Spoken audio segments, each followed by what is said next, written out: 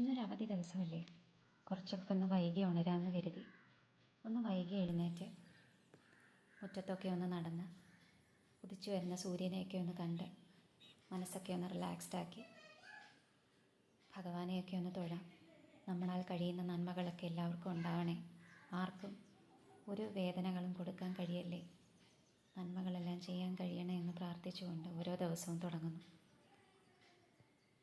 മക്കളൊക്കെ എഴുന്നേറ്റ് വരുന്നതിന് മുന്നേ രാവിലത്തെ കുറച്ച് ജോലിയെങ്കിലും ചെയ്യാമെന്ന് കരുതി തുടങ്ങി. കാരണം കുഞ്ഞുങ്ങൾ എഴുന്നേറ്റ് വന്നു കഴിഞ്ഞാൽ പിന്നെ എല്ലാവരും സ്പീഡപ്പാണ്. അവരൊക്കെ എഴുന്നേറ്റ് വരുന്നതിന് മുന്നേ ഒന്ന് റിലാക്സ്ഡായിട്ട് ജോലി ചെയ്യാമെന്ന് കരുതി പതുക്കെ പതുക്കെ എല്ലാം ചെയ്യുവാണ്. എല്ലാവരും ഇങ്ങനെയൊക്കെ തന്നെയായിരിക്കും, എന്നെപ്പോലുള്ള അമ്മമാരൊക്കെ. അന്നത്തെ രാവിലത്തെ പ്രാർത്ഥനയെല്ലാം കഴിഞ്ഞ് അടുക്കളയിൽ കയറി ഇന്ന് എന്താ ഉണ്ടാക്കേണ്ടതെന്ന് ചിന്തിച്ചപ്പോൾ എന്നും ഇഡ്ഡലിയും ദോശയൊക്കെ അല്ലേ, വല്ലപ്പോഴും ഒക്കെ ഒന്ന് പൂരി ഉണ്ടാക്കാം. അവധി ദിവസം ആകുമ്പോഴത്തേക്കും പ്രത്യേകിച്ചും മൂത്ത മോന് പൂരിയോടാണ് ഇഷ്ടം. അങ്ങനെ ഇന്ന് ശരി അവനൊന്ന് പൂരി ഉണ്ടാക്കി കളയാമെന്ന് കരുതി പൂരി ഉണ്ടാക്കാൻ കയറി.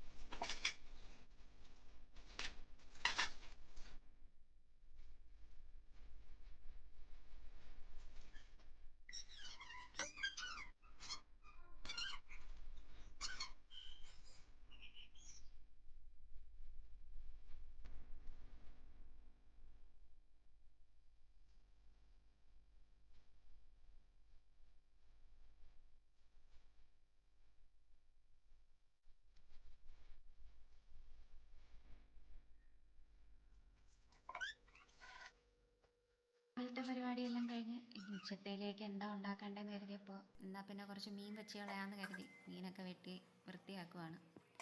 മീനും ചോറും കറികളും ഒക്കെ വെക്കണം. അതിൻ്റെ ഇടയിൽ കൂടെ രണ്ട് കുട്ടി പട്ടാളത്തിനെയും കൂടെ ഒക്കെ ഒന്ന് നോക്കണം. ഇടയിൽ കൂടെ അങ്ങോട്ടും ഓടി ഇങ്ങോട്ടും ഓടി ജോലി രസകരമായി ചെയ്തുകൊണ്ടിരിക്കുകയാണ്.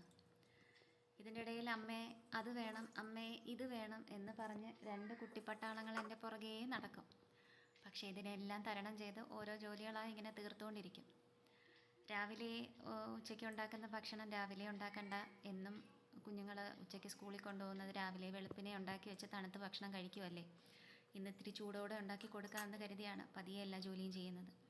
പറ്റുന്ന ദിവസങ്ങളിലല്ലേ എല്ലാം നന്നായി ചെയ്ത് കൊടുക്കാനായിട്ട് കഴിയത്തുള്ളൂ. മീനൊക്കെ ഡെയിലി വാങ്ങിക്കാറില്ല, വല്ലപ്പോഴും ഒക്കെ ആയിരിക്കും മീനും ഇറച്ചിയൊക്കെ വയ്ക്കുന്നത്. ആഴ്ചയിലൊരിക്കയോ അങ്ങനെയൊക്കെ ആയിരിക്കും. എല്ലാ ദിവസവും മുട്ട കൊടുക്കാറുണ്ട്, കുഞ്ഞുങ്ങൾക്ക് ഏറ്റവും ആരോഗ്യപ്രദമാണല്ലോ മുട്ട. അങ്ങനെ അന്നത്തെ ദിവസത്തെ രാവിലത്തെ പരിപാടിയെല്ലാം കഴിഞ്ഞു. ശരി, അപ്പോൾ പിന്നെ വീഡിയോയിലേക്ക്